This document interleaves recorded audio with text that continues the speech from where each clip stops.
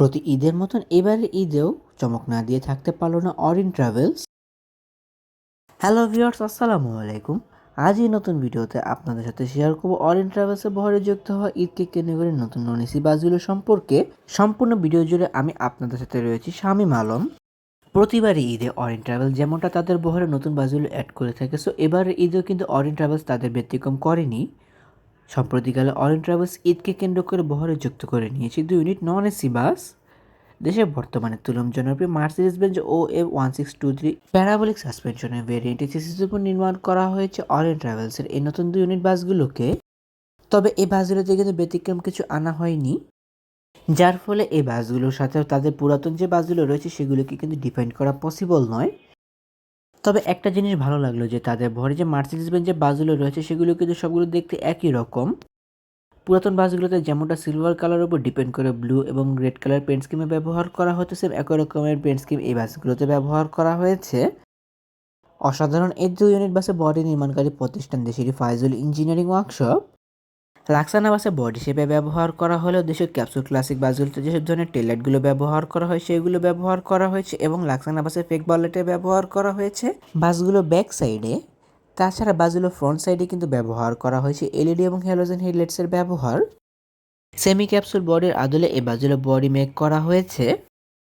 বর্তমানে দেশের সর্বোচ্চ মার্সিডিজ বেঞ্জের খেতাব বলতে গেলে কিন্তু হানিফ এন্টারপ্রাইজের কাছে রয়েছে, তারপর কিন্তু অরিন ট্রাভেলস তাদের বহরে সর্বোচ্চ মার্সিডিজ বেঞ্জের বাস যুক্ত করেছে এখন পর্যন্ত।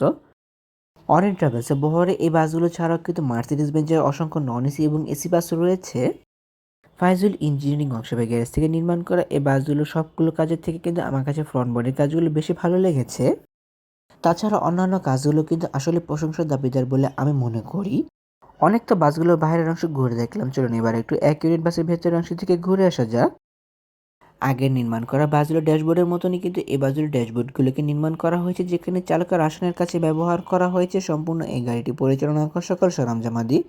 গাড়ির ভেতরে লাইটিং কন্ট্রোল আদি সম্পূর্ণ চালকের আওতাধীন এবং rear view camera TV set বাসটির ড্যাশবোর্ডে ব্যবহার করা হয়েছে। এছাড়া বাসের সামনে আসে সিলিং এর ডেকোরেশনটি অনেক সুন্দর করে করা হয়েছে, যেখানে কিন্তু একটি এলইডি ক্লকের ব্যবহার করা হয়েছে, কোনো প্রকার টিভি সিটের ব্যবহার করা হয়নি। বাসটির ভেতরে ব্যবহার করা হয়েছে 2x2 ফরমেশন, মানে ইকোনমি ক্লাস ফরমেশনের সর্বমোট 40টি সিটের ব্যবহার, যেখানে কোনো সিটের সাথে লেগ রেস্টের ব্যবহার করা হয়নি, কিন্তু ব্যবহার করা হয়েছে হিউজ পরিমাণ লেগ স্পেসের ব্যবহার পা মেলে বসার জন্য। যেহেতু এই বাসগুলোতে 12 মিটারের চেসিস লেন্থ ব্যবহার করা হয়ে থাকে, 40টি সিট দেওয়ার পরেও কিন্তু লেগ রেস্ট দেওয়া পসিবল হয় যদি তা মালিক পক্ষ চেয়ে থাকে। এছাড়া এই বাসগুলোর ভেতরের সৌন্দর্যতা বর্ধনের ক্ষেত্রে অ্যাপ্লাই করা হয়েছে হোয়াইট ও ব্লু কালারের চেন লাইটিং ডেকোরেশনের পাশাপাশি রুম লাইটিং ডেকোরেশনের ব্যবহার, যার জন্য এই বাসগুলোর ভেতরের সৌন্দর্যতা আরও অনেকটা সুন্দর করে ফুটে উঠেছে। সিটিং ডেকোরেশনের সাথে মিল রেখে বাসগুলো বডি ডেকোরেশনের কাজগুলো করা হয়েছে। প্রতিটি সিট বেশ বড় এবং আরামদায়ক। যাত্রীদের কমফোর্টেবল এনশিওর করার জন্য প্রতিটি সিটে বেশ ভালো পরিমাণে স্পেস দেওয়া হয়েছে, যেখানে প্রতিটি সিটকে কিন্তু কভার আপ করা হয়েছে কাপড় দ্বারা, যা লং টাইম জার্নি করার ক্ষেত্রে নন এসি বাসের ক্ষেত্রে আমি বেশি প্রেফার করে থাকি। প্রতিটি সিটের সামনে হিউজ পরিমাণ লেগ স্পেসের ব্যবহার করা হয়েছে, যেহেতু কোনো প্রকার লেগ রেস্টের ব্যবহার করা হয়নি। অধিক সময় বসে জার্নি করার ক্ষেত্রে এই সিটগুলো প্রতি যাত্রীর জন্য বেশ পারফেক্ট হতে পারে বলে আমি মনে করি। অ্যাডজাস্টেড হেডরেস্ট এবং অ্যাডজাস্টেড নেক পিলোর ব্যবহার করা হয়েছে প্রতিটি সিটের সাথে। তাছাড়া আনঅ্যাডজাস্টেবল হ্যান্ডরেস্ট এবং সিট ফোল্ড আনফোল্ড সিস্টেম চাবির ব্যবহার করা হয়েছে প্রতিটি সিটের সাথেই। বাসটির প্রতিটি সামনের সিট থেকে পেছনের সিটের ডিস্টেন্স বেশ ভালো মাপে রাখা হয়েছে এবং পায়ের কাছে ব্যবহার করা হয়েছে লেগ হ্যাঙ্গারের ব্যবহার পা মেলে বসার জন্য। চিপ জুস স্ন্যাক্স ক্যারি করার জন্য নেটের ঝুড়ি ব্যবহার করা হয়েছে প্রতিটি সিটের সামনেই। ছোটোখাটো বিভিন্ন ধরনের সুযোগ সুবিধাগুলো প্রতিটি সিটের সাথে রয়েছে। তাছাড়া প্রতিটি সিটের মাথার উপর রিডিনেট এসি কন্ট্রোলার ব্যবহার করা হয়েছে, যেখানে নন এসি বাসে এসি কন্ট্রোলার ব্যবহার করা হয়ে থাকে সৌন্দর্যতা বর্ধনের জন্য।